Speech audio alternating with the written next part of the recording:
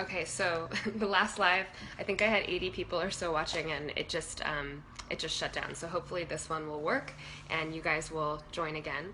I was talking about trust and the importance of establishing trust in fundraising, and the best way to do that is to show early proof points. So with Sama, I tried to raise money before we had implemented anything and failed. And what I found was that the more proof that I had that the model was working, the easier it was obviously to fundraise. So I raised our first capital, something like $30,000 from two different business plan competitions.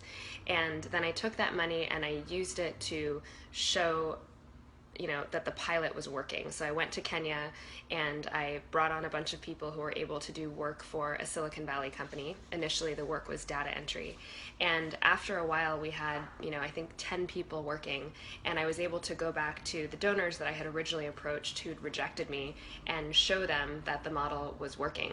So I went back and I said, look, here are these 10 people who are doing this work. They all came from poor backgrounds. Now we're moving them out of poverty, and they're also capable of doing this work at a quality level that will get us a renewal on the contract. So that was really exciting. And again, it was showing proof of the model, and that was what enabled donors to have trust that we were able to execute. In the case of Lakshmi, the trust story happened after I discovered the raw ingredient that inspired me to start Lakshmi, which is a skincare company that's based on raw and organic ingredients that are fair trade and that provide work through the supply chain. So I discovered a raw ingredient in Uganda a couple of years ago, and I started using it myself and just loving it. And I would literally take a little jar of the raw ingredient out when I went to raise money and show our investors what it looked like and show them that I was using the product. And in one case, I even have a picture of me eating the product because we like to talk about how it's safe enough to eat. And I think all of that inspired trust that we knew what we were doing and that we were going to be able to execute. So one aspect of trust is obviously proof points and outcomes. I think a second aspect of trust is building, your own reputation through the organizations and companies that you've been affiliated with, through the people that you've worked with, and through referrals. So in the case of Sama, it's now been 8 years that I've been running the organization. We've made a ton of connections around Silicon Valley. Some of our early donors have since become advocates and have introduced us to additional donors.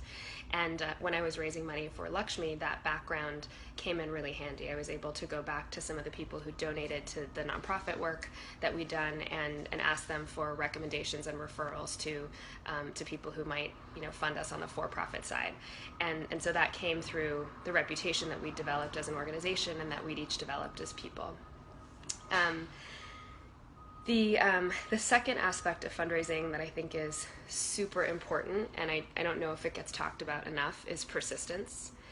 So there's a rule in the world of nonprofit fundraising, which is great training for anyone who wants to set up an enterprise, even if it's a for-profit. The rule is that if you don't hear no 80% of the time, then you're not asking enough.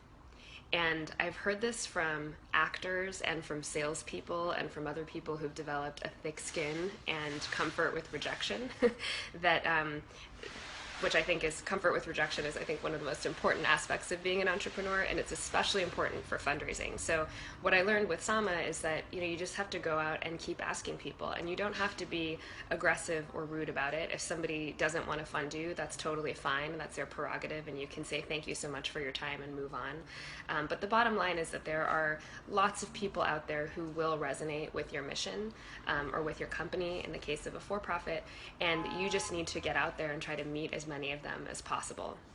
And I think so often we get discouraged when we hear no. I don't think we have enough training as children for rejection. I was really lucky to have immigrant parents who dealt with a ton of rejection when they first arrived in the U.S. And so I was sort of raised with the idea that just because someone rejects you doesn't mean that your idea isn't important or that you're not going to succeed. It just means that that particular person, might not have been having a good day or might not resonate with what you want to do. So persistence is so important. In the early days of Sama, I was turned down by pretty much every major foundation that I approached and every individual donor. all of the major business plan competitions, with the exception of one, turned us down very famously. And I talked about this with Danae Ringelman a couple of weeks ago on Facebook Live. Danae is the co-founder of Indiegogo. And both Danae and I were in the Berkeley Business School Social Enterprise Business Plan competition, 7 or 8 years ago, and both Indiegogo and Samasource were rejected. and the feedback from the judges was that, this business is going to have a lot of challenges in growing and succeeding, and so, we wish you well, but it's not going to work out. And it's interesting that both Indiegogo and Samasource are, I think, the two enterprises from that initial batch of companies that was trying to win funds that have succeeded and that are still around 8 years later. And so I say that, not to criticize business plan competitions, I think they're great, but just to emphasize that just because you have early rejection doesn't mean, anything about the success of your business. And in fact, for me, I got really depressed at the time because I'd been told no by pretty much everyone. I decided I would go back and I would try to prove results and go back and actually show that people were moving out of poverty through the model, and then come back to the donors that we were trying to reach with real evidence that it was working. And once I did that, I remember somebody at the Rockefeller Foundation who's very entrepreneurial and kind of gets what we do.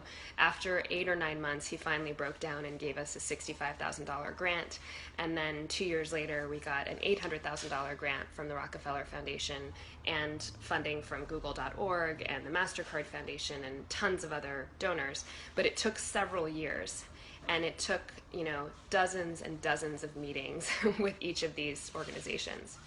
The other thing I learned about persistence is that, again, it's not about being rude or overly aggressive. You can be polite and you can be thoughtful in the way that you approach people, and you can do your homework and try to make sure that if you're meeting with someone, you understand what else they've invested in that's similar to what you're doing and why they might be a good fit for your organization. But sometimes it's about timing. So I remember with the MasterCard Foundation, one of our single biggest funder actually at Sama, they gave us $5.5 million in 2012. I first met them in 2009, I want to say, and their president came out and visited our center in Nairobi and wrote a blog post, and it was great. And I met with her, and I met with her team several times after that, and we didn't get funding for another 3 years. So it was 3 years of persistence and going back, and each time we would meet with people from the foundation, we would show them additional results and additional progress, and I feel like we were chipping away, and finally we broke through, and we got this major funding, and we've had a really great relationship with them ever since. So I use this example not to toot our own horns at Sama, because there's a lot of stuff we don't do perfectly, but just to show that persistence does pay off over time. Sometimes it doesn't. There are other foundations that we've been talking to for years who've not given us money, but in some cases those foundations have referred us to others who have, or they've been helpful advocates in some other way. Maybe they've referred us a client, or they've given us feedback on the way that we measure social impact. And on the for-profit side, I would say that it's a little bit similar. In the early days of raising money for Lakshmi, I approached a lot of our donors who'd supported Sama's work in the past and asked if they wanted to, put in money to this for-profit that could give them a financial return as well as a social return. And many of them said, "This is great, I totally buy what you're doing, but I don't have any experience in beauty or luxury, or I have no interest in retail, or I'm only funding tech," or what have you. So I was told no probably a good 60 or 70% of the time when I was raising money for Lakshmi. And then finally a couple of the connections I had initially approached expressed more interest, and as I showed them some of our initial traction and told them about the conversations we were having with retailers, we finally got our $2 million round closed. But it was definitely not easy, and even after 8 years of running a successful nonprofit and knowing a ton of people in the Bay Area, it still took me a while to close that funding. And I share this with you because I hear so many entrepreneurs get discouraged when they're told no by a retail partner, told no by a potential team member, told no by a funder.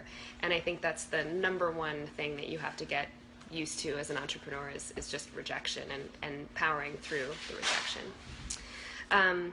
The last thing I'll say about fundraising, and this is more applicable on the nonprofit side because we've had more operating history with Sama, is results. So I talked about trust, I talked about persistence, and the last aspect of this is results.